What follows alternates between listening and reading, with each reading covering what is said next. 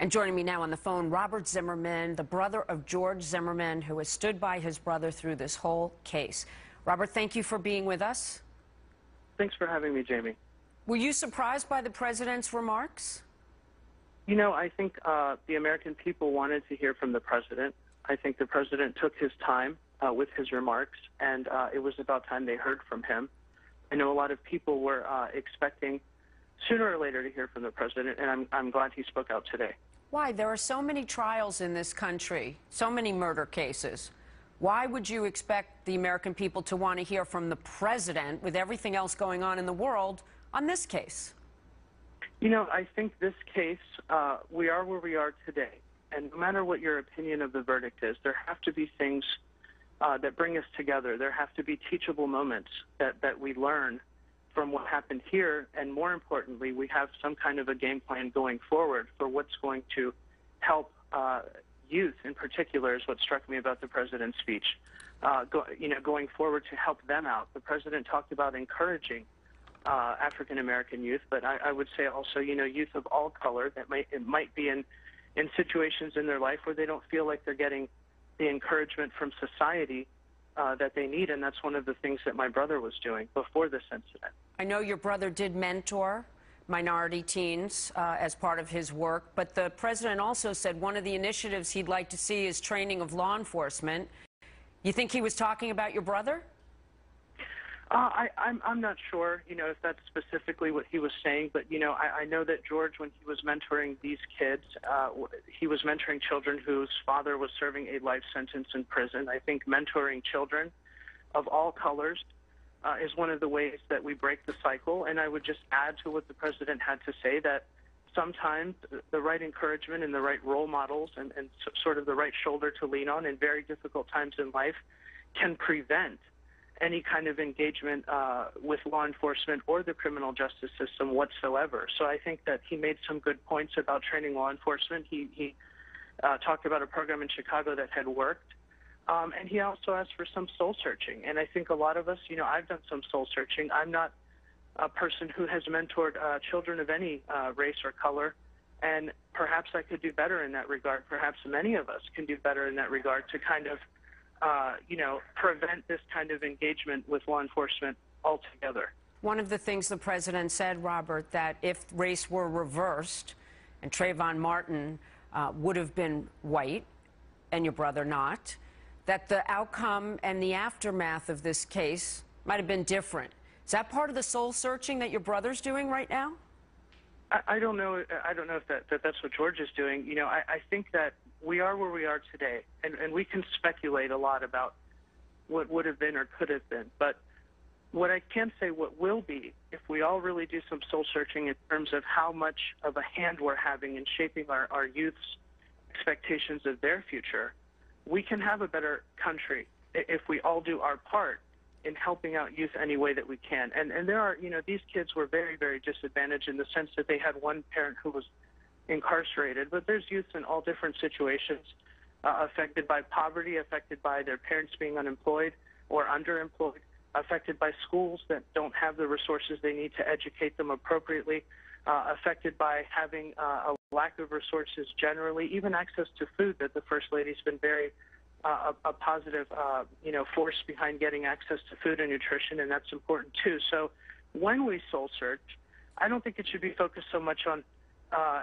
speculating about any one person's race in this or other scenarios, but I think it should be about promoting a colorblind America where all children, regardless of their race, have someone they can reach out to, a mentor or other role model or figure in their life that can kind of, give them the encouragement that the president talked about that they so desperately need. Yeah, but you know what, Robert? You're going a step further than the president did, because he only talked about the African-American youth in our country, and you're saying that we should not look at color or race, and that all kids should be afforded the opportunities in life that we want for our children. Should he have broadened it out to say that he would like us to soul search about all kids in America and the opportunities they may not be getting?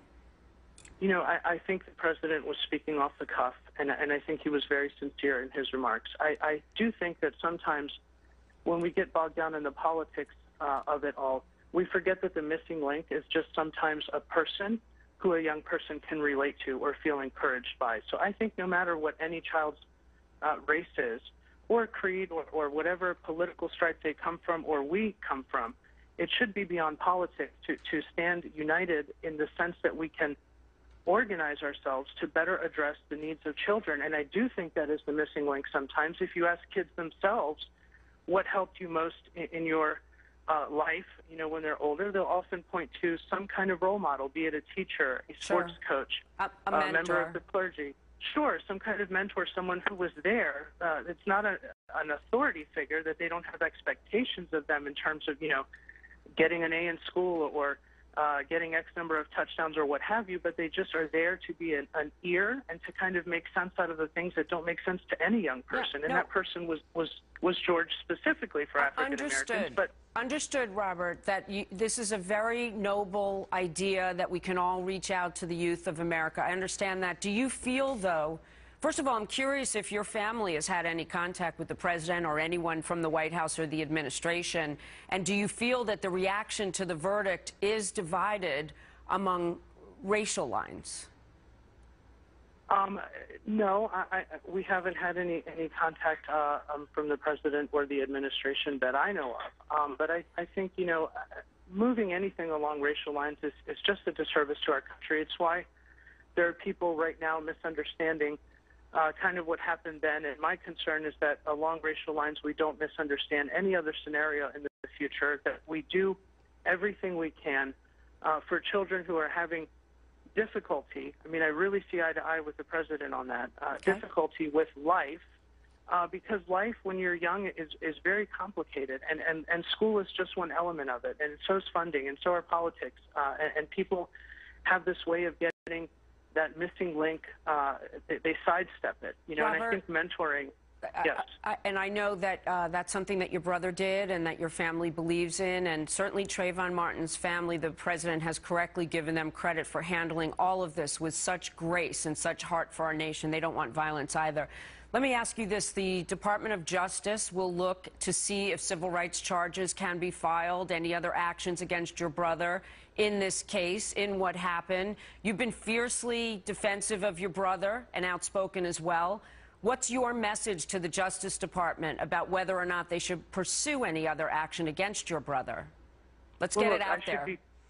I should be clear that I have defended my brother when he was a defendant. He is no longer a defendant. So my comments and remarks really reflect my opinion about any person who's been exonerated and about the process generally.